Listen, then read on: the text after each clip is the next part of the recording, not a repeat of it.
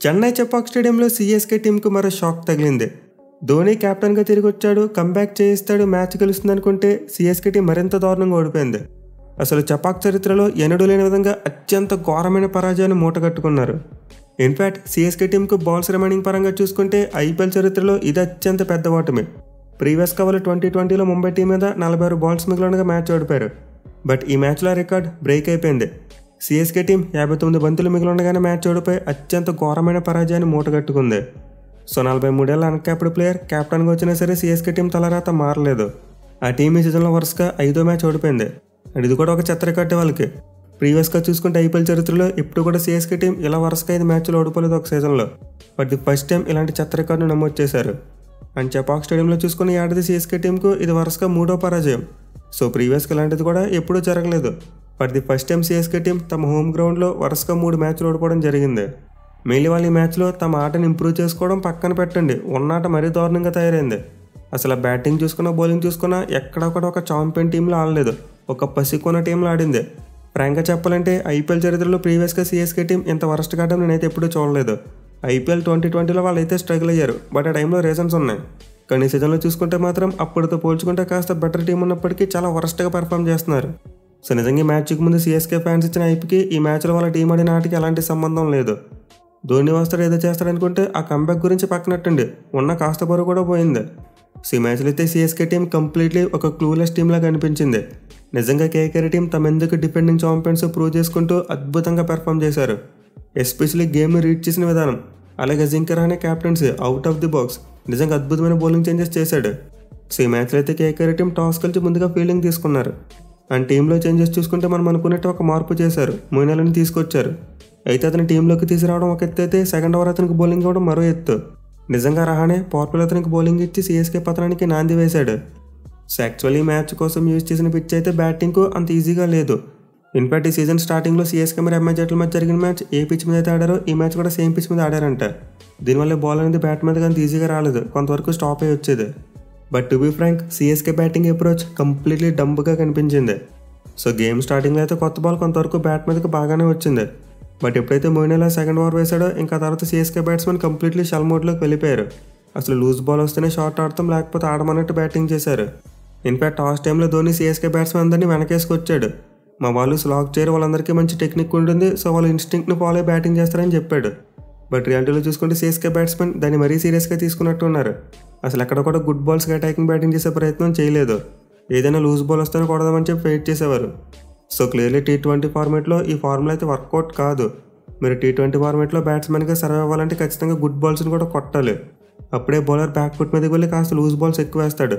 అలా కాకుండా bowler loose ball వేసే వరకు వెయిట్ చేస్తే అది జరగదు. ఎందుకంటే T20 ఫార్మేట్లో వికెట్ తీయడం ఎంత ఇంపార్టెంటో దానికంటే రన్స్ని కంటైన్ చేయడం ఇంకా ఇంపార్టెంట్. దీంతో బ్యాట్స్మెన్ అటాక్ చేయనప్పుడు బౌలర్స్ ఈజీగా తమ లైన్ సెట్ చేసుకుంటారు. సో ఈ రోజు మ్యాచ్లో కూడా అదే జరిగింది. సిఎస్కే బ్యాట్స్మెన్ ఎక్కడ కూడా అటాకింగ్ బ్యాటింగ్ చేయలేదు. ఒకవేళ చేయడానికి ట్రై చేసిన వాళ్ళు వికెట్లు పడిపోయాయి. సో క్లియర్లీ సిఎస్కే బ్యాట్స్మెన్ అయితే వెరీ లో ఆన్ కాన్ఫిడెన్స్. మళ్ళీ మ్యాచ్లో వాళ్ళు గైక్వాడ్ని చాలా మిస్ అయ్యారు. ఎందుకంటే మనం చూసాం ఇదే పిచ్ మీద అతను ముంబై టీం మీద అద్భుతమైన ఇన్నింగ్స్ ఆడాడు. ఇన్ఫాక్ట్ ఆ మ్యాచ్ గెలిచిందంటే అతని ఇన్నింగ్సే కారణం. కానీ మ్యాచ్లో చూసుకుంటే అలాంటి బ్యాటింగ్ ఒక్క సిఎస్కే బ్యాట్స్మెన్ కూడా చేయలేకపోయాడు. మరీ ముఖ్యంగా అతని ప్లేస్లో టీంలోకి వచ్చిన త్రిపాఠి అయితే మామూలుగా స్ట్రగుల్ అవ్వలేదు. సో డెఫినెట్లీ సిఎస్కే టీం దగ్గర అయితే పవర్ హిట్టింగ్ బ్యాట్స్మెన్ లేరు. అండ్ ప్రజెంట్ ఉన్న బ్యాట్స్మెన్ చూసుకుంటేనేమో కంప్లీట్లీ లో ఆన్ కాన్ఫిడెన్స్. సో వాళ్ళ దగ్గర ఉన్న బ్యాట్స్మెన్ నార్మల్గా ఆడితేనే ఏదో స్లోగా అన్నట్టు ఉంటుంది. అలాంటిది లో ఆన్ కాన్ఫిడెన్స్ ఉండి ఆడితే ఇంకా మరీ దారుణంగా తయారవుద్ది. అండ్ ఎగ్జాక్ట్లీ రోజు అదే చూసాం. రచిన్ రవీంద్ర, డెవాన్ కాన్వే, త్రిపాఠి, శివం దుబే ఏ పేరైనా తీయండి, అందరూ కూడా స్ట్రగుల్ అవుతూనే బ్యాటింగ్ చేశారు. అండ్ మరో సర్ప్రైజింగ్ థింగ్ ఏంటంటే మరోసారి MS ధోని నెంబర్ 9లో బ్యాటింగ్కి వచ్చాడు. సో ఈ మ్యాచ్లో అయితే వాళ్ళు మరోసారి అశ్విన్ అప్ ది ఆర్డర్ పంపారు. సిఎస్కే టీం 65 పరుగులకు 4 వికెట్లు కోల్పోయినప్పుడు అశ్విన్ బ్యాటింగ్ వచ్చాడు. బట్ ఇందులో నాకు ఎలాంటి లాజిక్ కనిపించలేదు. ఎందుకంటే అశ్విన్ ఏమీ పవర్ హిట్టింగ్ చేసే బ్యాట్స్మెన్ కాదు, కేవలం టెస్ట్ ఫార్మేట్లో మాత్రమే అతను ఒక ఆల్రౌండర్. కానీ T20 ఫార్మేట్కి మాత్రం అతని బ్యాటింగ్ పెద్దగా సూట్ అవ్వదు.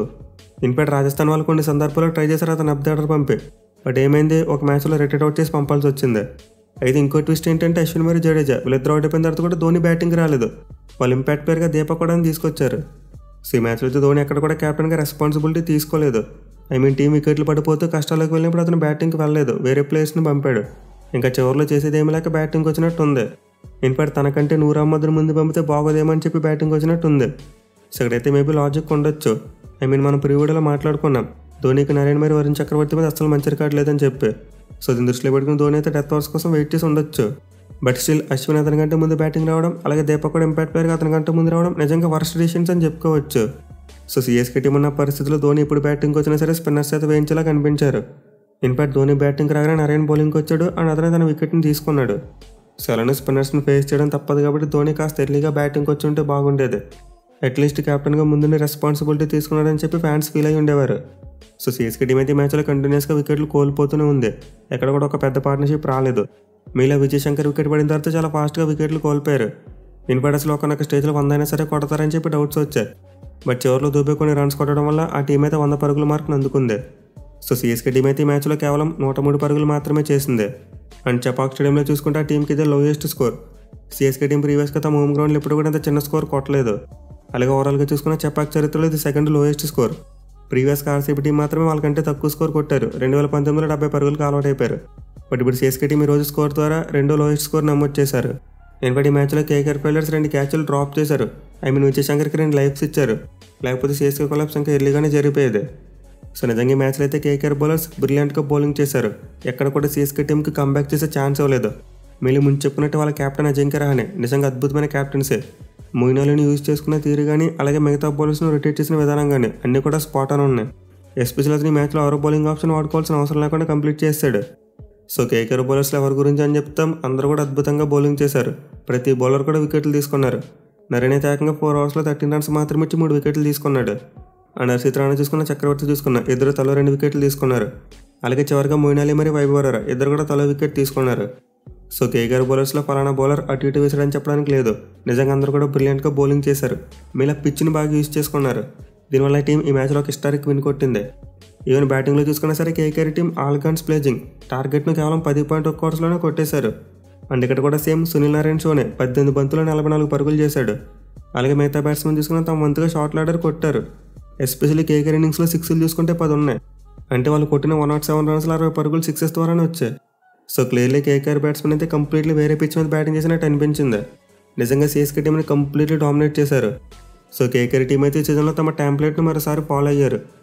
ఒక మ్యాచ్ ఓడిపోయి ఒక మ్యాచ్ గెలుస్తూ వస్తున్నారని చెప్పి ప్రీవిడీలో చెప్పుకున్నాం. అండ్ ఎగ్జాక్ట్గా సీక్వెన్స్ ప్రకారం చూసుకుంటే మ్యాచ్లో గెలవాలి అండ్ అదే చేశారు. మళ్ళీ మ్యాచ్లో విక్టరీ ద్వారా కేకేఆర్ టీం ఒక్కసారిగా పాయింట్స్ టేబుల్లో నెంబర్ 3 స్పాట్కి దూసుకెళ్ళిపోయింది. ఎందుకంటే ఈ మ్యాచ్లో ఒక భారీ విజయం వల్ల వాళ్ళ నెట్ రన్ రేట్ బాగా బూస్ట్ అయింది. వేరే సిఎస్కే టీం చూసుకుంటే ఇంకా పాతాళానికి పడిపోయింది. ఇన్ఫాక్ట్ ఆ విన్ మార్జిన్ కాస్త పెద్దదై ఉంటే ఎస్ఆర్హెచ్ టీంని కూడా దాటేసి కిందకి వెళ్ళిపోయారు. సో క్లియర్లీ సిఎస్కే టీం అయితే ఈ సీజన్లో నెవర్ బిఫోర్ అన్నట్టు స్ట్రగుల్ అవుతుంది. చూడాలి మరి వాళ్ళు అసలు స్ట్రగుల్స్ నుంచి కంబ్యాక్ చేయగలుగుతారా, లేకపోతే ఇదే ఫామ్ని కంటిన్యూ చేస్తారనేది.